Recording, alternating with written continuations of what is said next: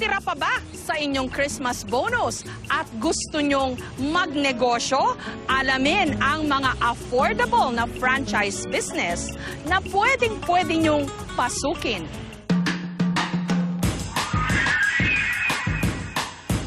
Isang patok na fina-franchise ngayon ang Buko Shake. Ang complete franchise package ng negosyong ito ni Rodimer, mabibili lang sa halagang 25,000 pesos. Kahit sino naman magtanong ng franchise, pag sinabing, magkano franchise mo?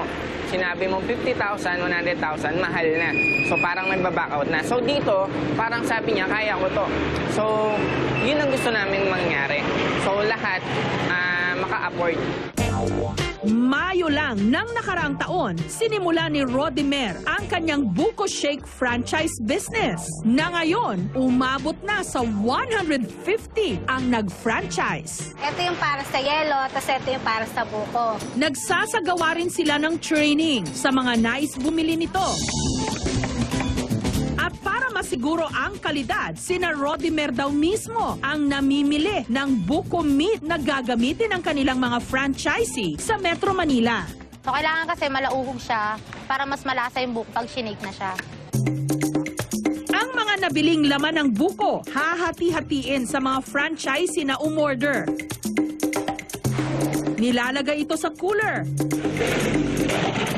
Sinisigurong napaligiran ng yelo para hindi masira sa biyahe. So nilagay na natin yung buko sa styro, lalagyan na lang natin siya ng yelo para ready to delivery na siya. Ma-prevent natin na mainitan siya kasi madali siyang masira.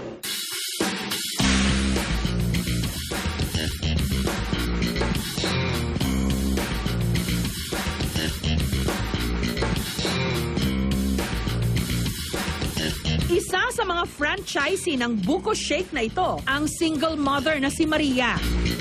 Nung nabigyan daw siya ng forced retirement nung nakaraang taon, dali-dali siyang naghanap ng murang franchise business. Matagal akong nagtrabaho, 26 years. Ang alam ko, opisina, bahay lang. Siyempre, wala akong alam na business. At yun naman, Buko Shake, ang nakita kong in ngayon, na nakita ko naman na madali naman siyang i-manage. Sabi ko, ito yata, sige, subukan ko, mukhang madali naman. Kaya ako nag-franchise. At sa loob lang ng 2 buwan, bawing-bawi na raw ang kanyang 25,000 na puhunan. Kumikita siya ngayon ng hanggang 2,500 pesos araw-araw. Nakuha ko na yung ROI, return of investment. Income na to ngayon, profit na talaga kasi nabawi ko na eh. Yun, kahit pa paano. Kahit pati yung mga binili kong mga gamit, sana ko na rin, kuha ko na rin.